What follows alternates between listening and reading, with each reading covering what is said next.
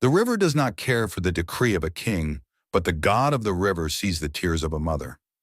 Have you ever wondered how a tiny basket of reeds could hold the weight of an entire nation's destiny?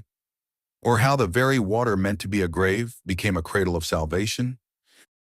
Before we step into the tall grass of the Nile, if you find value in these ancient rhythms of wisdom, do take a moment to like this video, comment your thoughts below, and subscribe to our circle. Let us journey together into the heart of the word.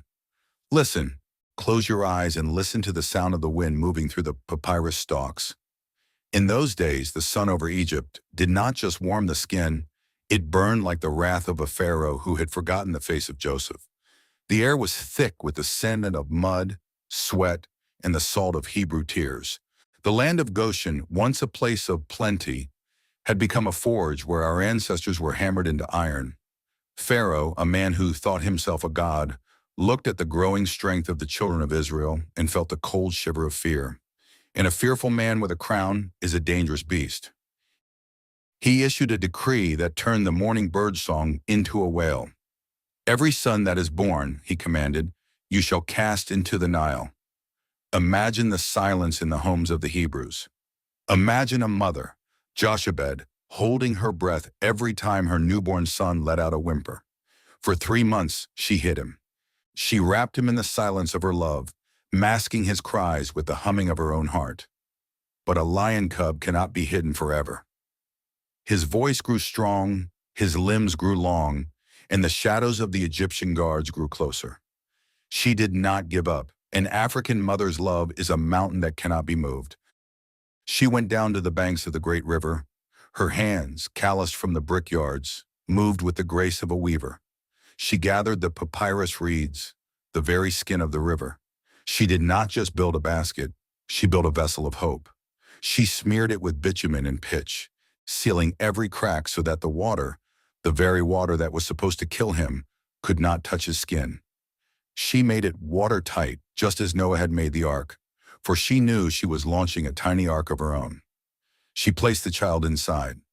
He was beautiful, a child of promise, his eyes reflecting the vast African sky. With a prayer that rose higher than the pyramids, she set him among the reeds. Now imagine his sister, Miriam. She did not run away. She stood in the distance, a young girl with the wisdom of an elder, watching. She watched the basket bobbing like a cork. She watched the crocodiles that glided like logs through the dark water. She watched and she waited. But wait, the Great Spirit moves in ways we cannot see. Down to the water came the daughter of Pharaoh. She came with her maidens, seeking the cool embrace of the river to wash away the heat of the palace. The river, which the Egyptians worshipped as a god, was about to deliver a miracle to the house of the oppressor.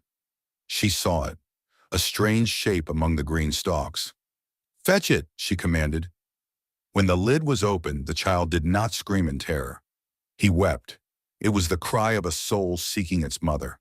And in that moment, the heart of the princess, the daughter of the man who signed the death warrant, melted like wax near a fire. "This is one of the Hebrews' children," she said. She did not see a slave.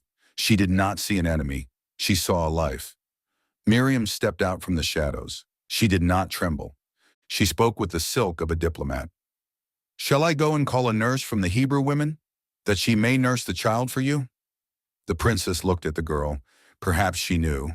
Perhaps the great architect of the universe blinded her eyes to the trick and opened her heart to the mercy. "Go," she said. Can you feel the joy in Jochebed's legs as she ran back to the river?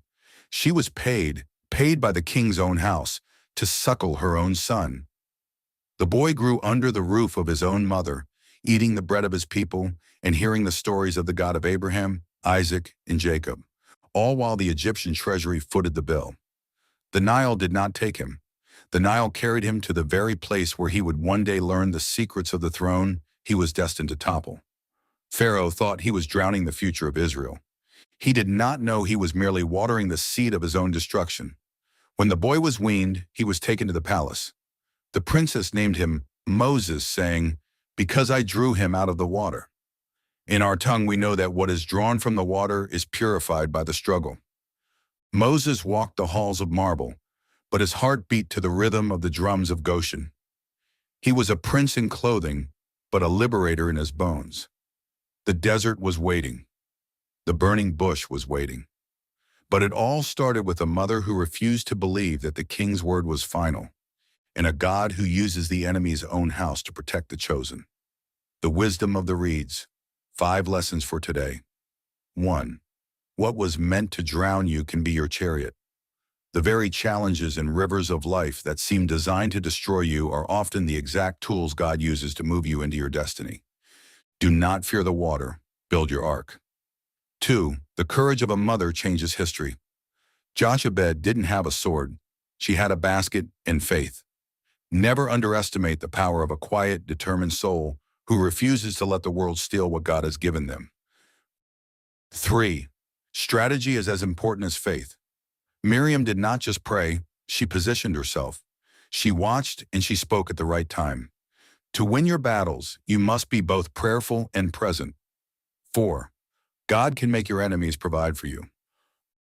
Moses was raised on Pharaoh's gold. When you walk in your purpose, the very systems that seek to hold you back can be redirected by the Almighty to fund your growth. 5. Your smallness does not limit your impact. A baby in a basket was more powerful than the entire Egyptian army. Never look at your current small beginnings and think you are insignificant. The smallest